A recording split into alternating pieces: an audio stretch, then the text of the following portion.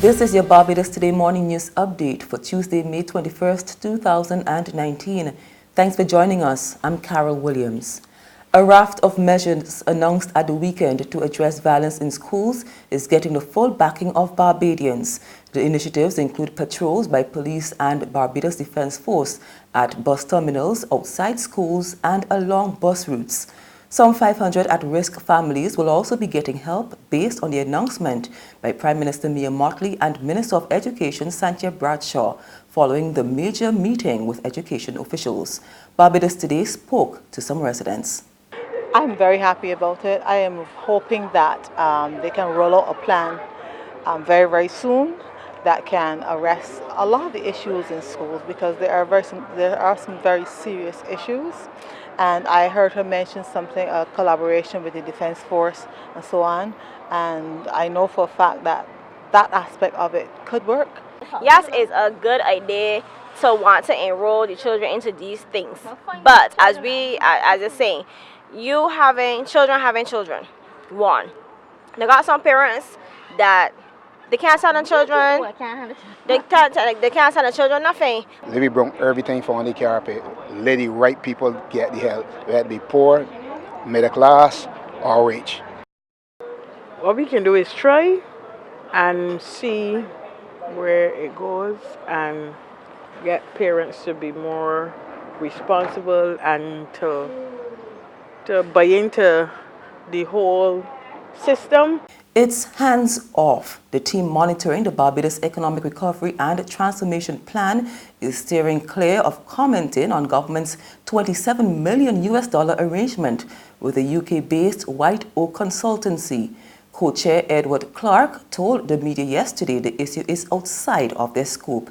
Instead, he says the government needs to continue to focus on controlling its expenditure. I would leave any comment regarding fees to White Oak to those that signed the contract with White Oak.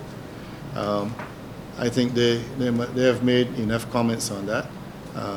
That is out of our bounds. I would hope that we continue to see proper management of the expenditure in Barbados, and I think they've started to do that. We would hope that continues. A mixture of experience and fresh faces to elected politics. That is what Barbadians can expect when the Bishop Joseph Atherley-led political party is unveiled in 2 weeks. The former Barbados Labour Party member who broke ranks to become opposition leader also plans to field a full slate of candidates to contest the next general election, which is constitutionally due in 4 years. That name is unofficially out there on the ground. If you do your diligent search, I'm sure you'll come up with it. So that stuff will come then. I can tell you there are people who've never participated in politics before at the elective level, and there are some who have been identified with all of the major parties before. Okay. So you'll be launching your party, and some of the parties not so major. Okay. That participated in the last election. Trailblazer Ambassador Dame Billy Miller continues to lobby for more women in Parliament. The former Deputy Prime Minister was one of the panelists at the Women's Share Conference held yesterday at the Surgical Cahill School of Business and Management. Participatory democracy requires a much larger number of women in most parliaments if gender equity is to be achieved. Women are half of the population of the world. They bring their own perspective to the quality of democracy and to the development process.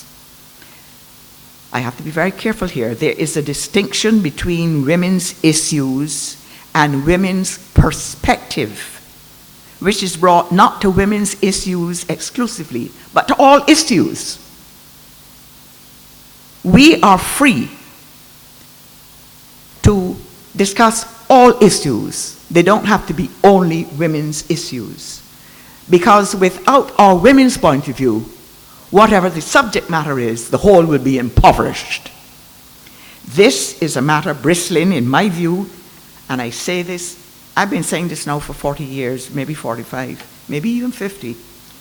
This is a matter bristling with the need for what I call socio-legal policy reform and cultural change. There's regional and international news after this short break.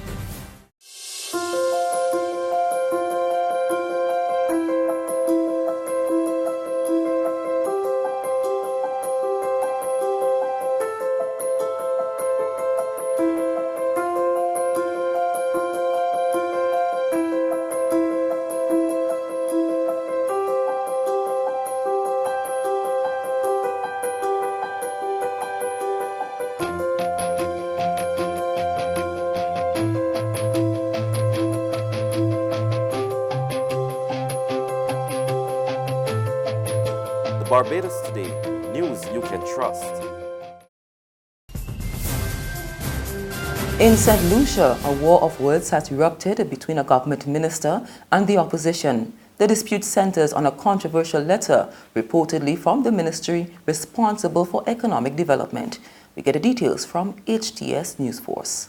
There's no mincing of words in the ongoing dispute surrounding the $162 million letter of commitment, allegedly from the Minister for Economic Development, Guy Joseph. Last week, the leader of the opposition said that if indeed the letter was from the minister, then the Prime Minister should step in and relieve Guy Joseph of his ministerial responsibilities. If it wasn't, he said, then the letter should be handed to the police for investigations for serious fraud. At Monday's pre-cabinet briefing, Minister Joseph responded to the call by the opposition leader for his resignation with some select words of his own. The opposition leader is just a fool. That's what he is. Minister Joseph believes that the letter of commitment, or comfort letter as he calls it, is no big deal, though he says nothing on why such a commitment does not matter. He instead points to the misdeeds of the St. Lucia Labour Party in government and accuses the now leader of the opposition of being silent on such matters. And internationally, all the ministers from the far-right Freedom Party, the junior member of Austria's coalition government, have stepped down. They're protesting the removal of the interior minister in the wake of a video sting that felled its leader at the weekend. We get more in this France 24 report. The fallout from the Strache scandal continues. On Monday afternoon, Austria's Chancellor Sebastian Kurz told reporters in Vienna he had decided to fire the country's far-right Interior Minister, Herbert Kickl. I have decided, in consultation with the federal president, to propose the Interior Minister's firing to the president. Herbert Kickl, a member of the FPÖ or Freedom Party, was the organization's Secretary General in 2017.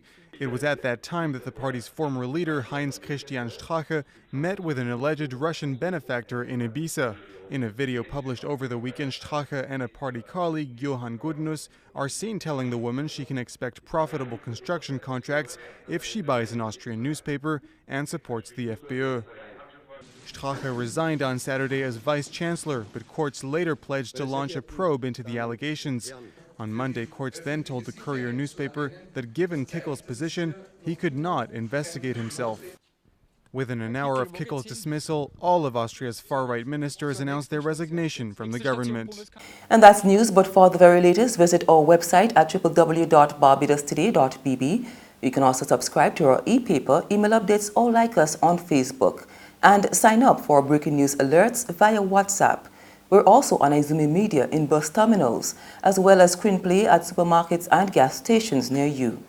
You can also hear us on Mix 96.9 FM and Capital Media HD 99.3 FM.